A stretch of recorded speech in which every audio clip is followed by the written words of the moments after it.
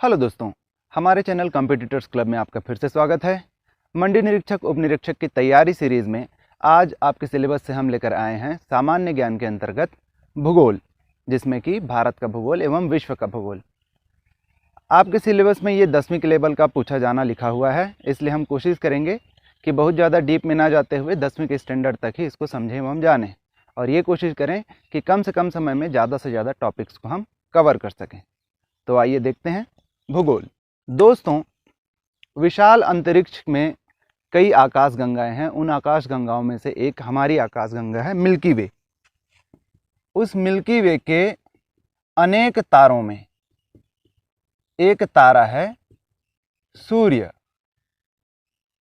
और उस सूर्य का चक्कर लगाते हैं 8 ग्रह, जिसमें से तीसरे नंबर का ग्रह है हमारी पृथ्वी। 8 ग्रह हैं। पहला है बुध, दूसरा है शुक्र, फिर मंगल, पांचवां बृहस्पति, छठवां शनि, सातवां यूरेनस और आठवां नेपच्यून, या जिसको हिंदी में अरुण व वरुण बोलते हैं।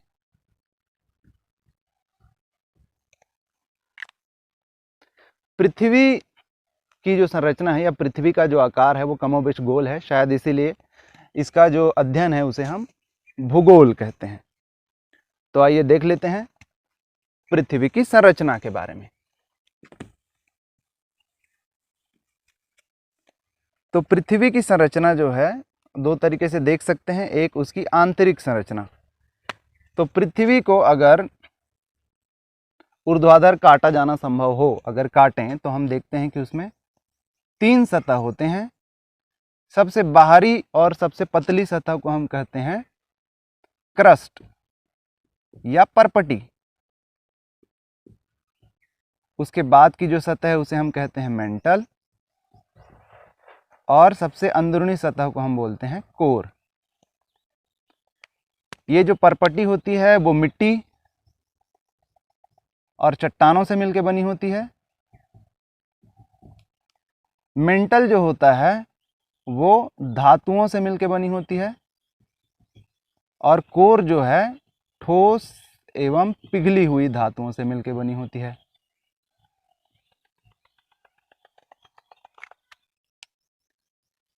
मेंटल और क्रस्ट का कुछ भाग ही वो स्थान है जहां से खुदाई करके माइंस जो हैं या खनिजों को जो है निकाला जाता है। तो अब जब यहाँ पे चट्टानों का जिक्र आ गया है तो हम देख लेते हैं कि चट्टान होते कितने प्रकार के हैं। तो सामान्य तौर पे चट्टानों के 3 प्रकार होते हैं। पहला होता है आग्नेय या इग्नियस जिसको बोलते हैं, दूसरा होता है सेडिमेंटरी या फिर अवसादी, और तीसरा होता है मेटामॉर्फिक या फिर रूपांतरित।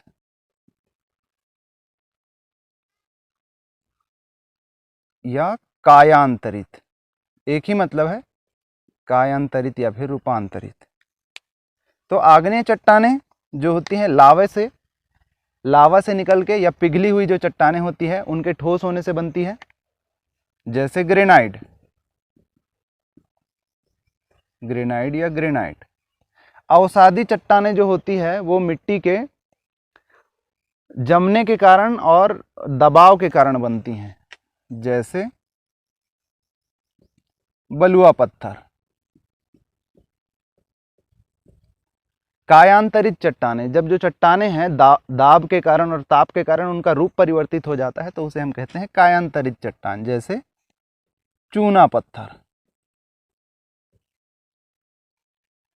फिर मेंटल से खोद के जो खनिजें निकाली जाती हैं उनके बारे में हम बाद में देखेंगे। बहुत सारी धातुएं हैं, उनके बारे में हम बाद में देख लेंगे।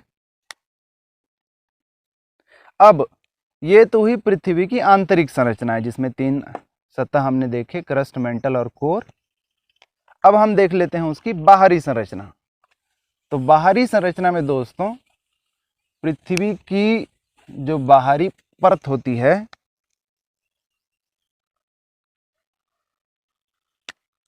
पृथ्वी की जो बाहरी परत होती है उसमें लगभग 71% जो जगह है, 71% जो जगह है वो जल ने घेरा होता है, जिसे हम कहते हैं जलमंडल। तो जलमंडल में वो सारी जल राशियां आ जाएंगी जहाँ पे जल पाया जाता है। वो जल भूगर्भीय जल भी हो सकता है, वो जल जो है नदी में, नाले में या बर्फ के रूप में भी हो सकता है। और शेष जो है लगभग 29% जो होता है वो होता है स्थल मंडल। 71% जलमंडल, 29% स्थल मंडल। इसके ऊपर जो होता है गैसों का एक आवरण पाया जाता है, गैसों का एक आवरण पाया जाता है, गैसों का आवरण जिसे हम कहते हैं वायुमंडल। परंतु वायुमंडल में दोस्तों सिर्फ वही वायु जो पृथ्वी के बाहर चारों ओर है वही नहीं आता। जो धरती में घुली हुई, पानी में घुली हुई या फिर मिट्टी में मिली हुई जो वायु है वो सबको भी मिलाकर हम वायुमंडल कहते हैं। तो ये 3 स्तर हैं। अभी हम ये देख लेते हैं कि जलमंडल जो होगा वो जलमंडल में फिर आप क्या जाएंगे, नदी, समुद्र, झील, ग्लेशियर आदि, ये सबको हम एक साथ देख लेते हैं। स्थल मंडल में फिर आपकी जो अलग अलग स्थल की आकृतियां हैं, जैसे पर्वत हैं, पठार हैं, मैदान हैं, ये सारे आ जाएंगे। और वायुमंडल के फिर अलग अलग स्तर हम देख लेंगे। तो सबसे पहले देख लेते हैं दोस्तों जलमंडल। जलमंडल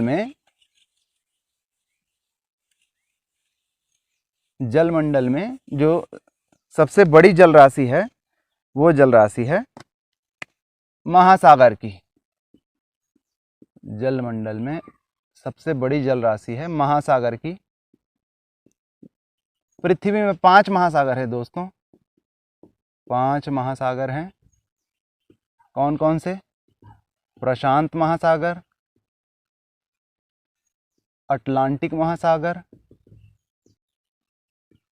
हिंद महासागर, आर्कटिक महासागर और अंटार्कटिक महासागर। इसमें जो है जो प्रशांत महासागर है वो सबसे बड़ा है और सबसे गहरा भी, सबसे गहरा। इसमें जो मेरियाना ट्रेंच, सबसे गहरी जो गर्त है, सबसे गहरी जो सागर की गर्त है, सबसे गहरी वो कहलाती है, उसका नाम है मेरियाना ट्रेंच। लगभग 11 किलोमीटर गहरी है वो। फिर नदियाँ, उसके बाद देख लेते हैं सागर। ये महासागर के बाद के जो छोटे रूप होते हैं, जो छोटी जल राशियाँ जो महासागर से छोटी होती है वो हैं। तो जैसे बंगाल की खाड़ी एक सागर है, बंगाल की खाड़ी, या अरब सागर है, या कैस्पियन सागर है। ये सारे जो हैं सागर होते हैं। फिर झील होती हैं, खारे पानी की झील होती हैं, मीठे पानी की झील होती हैं। तो मीठे पानी की जो सबसे बड़ी झील है, मीठे पानी की सबसे बड़ी झील, सबसे बड़ी झील जो है, इम्पॉर्टेंट प्रश्न हो सकता है, ये है बैकल झील। बैकल झील कहाँ है ये है रूस में। फिर कुछ महत्वपूर्ण झील हम देख लेते हैं। उसमें 4 जो झील हैं वो यूनाइटेड स्टेट्स ऑफ अमेरिका की 4 झीलें हैं। हो सकता है आपसे पूछ ले, Lake Superior, Lake Michigan, Lake Huron और लेक ईरी, ये 4। भारत में महत्वपूर्ण झील डल झील जो कश्मीर में है, गोविंद सागर झील जो भाखड़ा नागल डैम के रिजर्वायर में बना हुआ है। तो इस तरीके से ये हो गई झील। झील के बाद हम देख लेते हैं नदियाँ। तो नदियों में दोस्तों आपसे पूछ सकता है कि 1 नंबर का डायरेक्ट क्वेश्चन आपसे पूछ सकता है सबसे बड़ी नदी के बारे में या भारत में बहने वाली सबसे बड़ी नदी के बारे में। तो सबसे बड़ी जो नदी है, विश्व की सबसे लंबी या बड़ी जो नदी है वो है नील नदी। इसे लाइफ ऑफ मिस्र या मिस्र की जीवनदायिनी नदी या ये भी कहते हैं नील नदी। इसी के किनारे जो है आपके मिस्र की सभ्यता है उसका विकास हुआ था। भारत में बहने वाली सबसे लंबी नदी है, सबसे लंबी नदी है गंगा।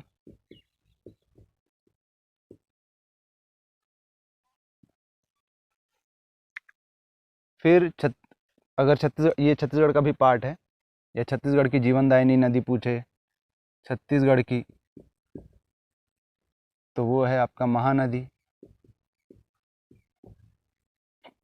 कुछ कुछ नदियों को चूंकि उसमें बाढ़ आते थे या अभी भी आते हैं, उनके कारण उसको कुछ विशिष्ट नाम से या उपनाम से भी जाना जाता है। जैसे बिहार का शोक कोसी नदी को बोलते हैं।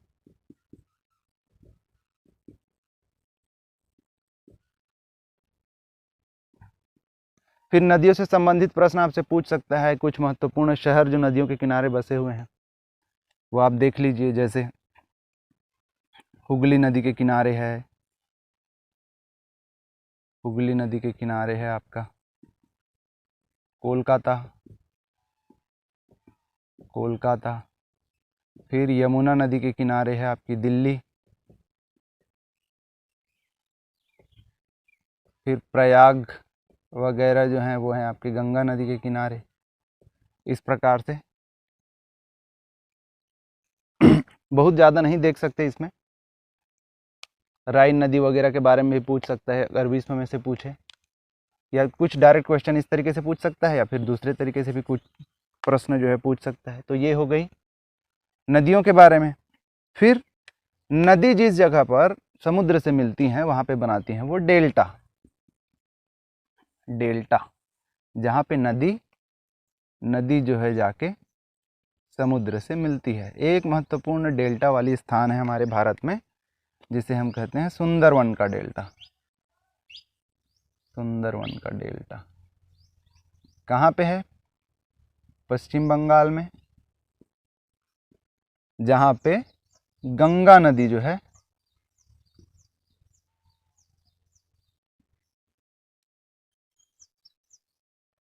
बंगाल की खाड़ी में जाकर मिलती है। ये विश्व का सबसे बड़ा डेल्टा है, सुंदरवन डेल्टा। ये भी ध्यान रखने लायक बात है। फिर अगला हम देख लेते हैं स्थलाकृतियों के बारे में। उससे पहले देख लेते हैं नदी जब ऊंचाई से गिरती है तो जलप्रपात बनाती है। तो विश्व का सबसे ऊंचा जो जलप्रपात है, ऊंचा जलप्रपात, वो है एंजल फॉल्स, जो कि वेनेजुएला में है। यूएस कनाडा के सीमा पे जो बहुत फेमस प्रपात है नियाग्रा जलप्रपात, उसके बारे में आपने सुना ही होगा, नियाग्रा जलप्रपात। तो कौन से जलप्रपात को भारत का नियाग्रा कहा जाता है? भारत का नियाग्रा ये कहा जाता है छत्तीसगढ़ के चित्रकूट जलप्रपात को, जो कि जगदलपुर में है। ठीक है, अब देख लेते हैं स्थलाकृतियां। तो स्थलाकृतियों में सबसे बड़े स्थलाकृतियों से हम प्रारंभ करते हैं, जो कि हैं महाद्वीप।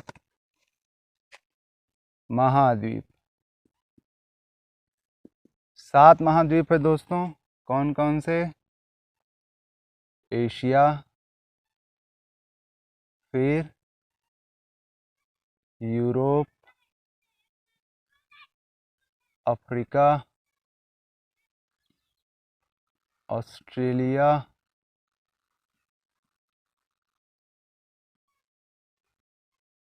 अंटार्कटिका, उत्तरी अमेरिका और दक्षिणी अमेरिका। कुछ विद्वान जो है इसे 6 ही मानते हैं, क्योंकि वो एशिया और यूरोप को यूरेशिया महाद्वीप कहते हैं। कारण ये कि भौगोलिक रूप से एशिया और यूरोप का जो भूखंड है वो आपस में जुड़ा हुआ है। तो ये जो महाद्वीप बने हैं, ऐसा माना जाता है कि पृथ्वी के जो ऊपरी सतह है उसमें जो विशाल जल राशि है उसके ऊपर तैरते हुए चट्टान के समान है, तैरते हुए प्लेट्स के समान है। ये जो है तैरते हुए प्लेट्स के समान है, जिन्हें हम कहते हैं टेक्टोनिक प्लेट। Tectonic plate. तो ये प्लेट जब आपस में, ये प्लेट जो है बहुत धीमे यानी सालों में कुछ खिसकते रहते हैं। तो इन्हीं के खिसकने से पहले ऐसा माना जाता है कि ये सारे जो प्लेट्स हैं वो एक रहे होंगे, फिर बाद में इनमें जो है तोड़ फोड़ हुआ खिसकने से, और इस तरीके से जो है महाद्वीप अलग अलग बनते गए। ये प्रक्रिया निरंतर जारी है।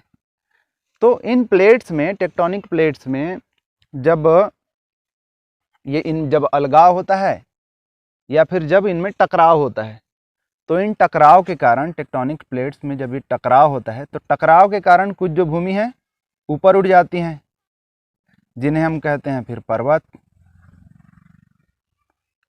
और अलगाव के कारण कहीं कहीं पे जो है गड्ढे छूट जाते हैं, जिन्हें हम कहते हैं गर्त। सबसे बड़े गर्त के बारे में हमने देख ही लिया है, मेरियाना ट्रेंच अभी बताया।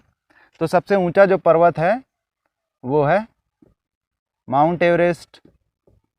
Mount Everest 8,848 metre. कहाँ है? नेपाल में। भारत में नहीं दोस्तों, नेपाल में। भारत की जो सबसे ऊंची चोटी है भारत की, वो है K2 या फिर गॉडविन ऑस्टिन। इसी को बोलते हैं गॉडविन ऑस्टिन। ये है भारत की सबसे ऊंची चोटी। ठीक है। तो ये हमने देख लिया, ये टेक्टोनिक प्लेट्स के आपस में टकराने या फिर अलग होने के कारण जो है पर्वत और गर्त ऐसी संरचनाएं जो हैं बनती हैं। तो अभी हमने देख लिया पर्वत के बारे में। पर्वत से संबंधित एक प्रश्न भारत के संदर्भ में पूछता है कि भारत के सबसे नवीनतम जो पर्वत है, भारत का नवीनतम पर्वत, वो है हिमालय। और सबसे प्राचीनतम जो है वो है अरावली। अरावली की पहाड़ियाँ। 1 नंबर का डायरेक्ट क्वेश्चन पूछ सकता है, प्राचीनतम पर्वत, नवीनतम पर्वत। ये हो गए। तो सबसे पहले हमने देख लिया महाद्वीप के बारे में, फिर उसके बाद हमने टेक्टोनिक प्लेट्स के बारे में देखें। अगला पर्वतों के बारे में हमने देख लिया, फिर हम देख लेते हैं पठार के बारे में। तो तिब्बत का जो पठार है वो संसार का सबसे बड़ा पठार है। इसी को पामीर का पठार भी बोलते हैं। तिब्बत का पठार जो है, इसी का भाग है पामीर का पठार। पामीर का पठार सबसे बड़ा है ये। इसे कहते हैं संसार की छत। ये निक नाम याद रखिए दोस्तों, पूछता है 1 नंबर में। संसार की छत कहते हैं पामीर के पठार को। भारत में भी जो है अलग अलग पठार हैं, जैसे छोटा नागपुर का पठार है, आपका दक्कन का पठार है, फिर बस्तर का पठार है। तो ये हो गए पठार। पठार के बाद पर्वत देख लिए, पठार देख लिए, अब हम देख लेते हैं मैदान। तो मैदान जो है अपेक्षाकृत, अच्छा पहले समझ तो लेते हैं क्या होता है। तो समतल भूमि से जो ऊंची उठी हुई ज़मीन होती है उसे हम पर्वत या पहाड़ियाँ कहते हैं। अगर छोटी हुई तो पहाड़ियाँ, बड़ी हुई तो पर्वत। ऊंची ऊँट के ऊपर में समतल जो इस तरह की आकृति होती है उसे हम पठार कहते हैं, और जो समतल होते हैं उसे हम कहते हैं मैदान। तो मैदान जो है सामान्य तौर पे नदियाँ जो हैं बहती हैं और अपने साथ मिट्टी बहा के ले जाती हैं और किसी जगह को समतल कर देती हैं, वहाँ पे फिर मैदान बनते हैं। तो जैसे गंगा का मैदान है जिसमें उत्तर प्रदेश, बिहार और ये आपका दिल्ली वगैरह बसा हुआ है। या फिर आपके गंगा और सिंधु नदी का जो मैदान है जिस पर आपके हरियाणा, पंजाब वगैरह बसे हुए हैं। देख लेते हैं। सिंधु गंगा का मैदान है या फिर गंगा का मैदान है। छत्तीसगढ़ में देखें तो महानदी का जो मैदान है, तो इसमें आपके रायपुर, दुर्ग, चांपा, बलौदाबाजार आदि जो ज़िले जो समतल एरिया है उस पे जो बसे हुए हैं। गंगा के में फिर आपके यूपी है, बिहार है, फिर दिल्ली है, पश्चिम बंगाल का कुछ हिस्सा है। इस तरीके से सिंधु गंगा में फिर आपके पंजाब, हरियाणा आदि ज़िले हैं, ये सब मैदान में आ जाते हैं। फिर कुछ घास के मैदान होते हैं दोस्तों, घास के मैदान। विश्व के कुछ घास के मैदान, उनके नाम यहाँ पे याद रखिए। एक एक नंबर के क्वेश्चन में इसके बारे में पूछ सकता है। जैसे पंपास, घास के ये जो मैदान है ये अर्जेंटीना में इस नाम से जाने जाते हैं। अर्जेंटीना में पंपास के नाम से जाने जाते हैं। अमेरिका में ये प्रेयरी के नाम से जाने जाते हैं। प्रेयरी ये अमेरिका में, यूएसए में। फिर साउथ अफ्रीका में ये वेल्ड के नाम से जाने जाते हैं, साउथ अफ्रीका में। ट्यूनेशिया में ये जाने जाते हैं स्टेपी के नाम से, स्टेपी, ट्यूनेशिया। ऑस्ट्रेलिया में डाउन्स के नाम से जाने जाते हैं, डाउन्स, ऑस्ट्रेलिया। डायरेक्ट क्वेश्चन पूछता है पंपास घास जो है, पंपास घास के मैदान का नाम है, कहाँ पाया जाता है, या प्रेयरी कहाँ पाया जाता है, या वेल्ड कहाँ पाया जाता है। तो सब घास के मैदान, पर उनका नाम जो है अलग अलग जगह पे अलग अलग तरीके से है। ये हो गए मैदान। मैदान के बाद हम देख लेते हैं रेगिस्तान के बारे में। तो संसार का सबसे बड़ा जो रेगिस्तान है वो है आपका सहारा का मरुस्थल, जो अफ्रीका में है। सहारा मरुस्थल जो है ये है आपका अफ्रीका में। संसार का सबसे बड़ा रेगिस्तान है। भारत का सबसे बड़ा रेगिस्तान जो है वो है थार का मरुस्थल। कहाँ पे है? राजस्थान जिले में। तो मरुस्थल मतलब बंजर भूमि, जहाँ पे कुछ खेती बाड़ी नहीं की जा सकती। तो मरुस्थल सिर्फ रेत का नहीं होता, मरुस्थल बर्फ का भी होता है। तो जैसे आपके लद्दाख में, जो कि बर्फीला एरिया है, लद्दाख में फिर मरुस्थल है, लद्दाख में भी मरुस्थल हैं, बर्फ के मरुस्थल।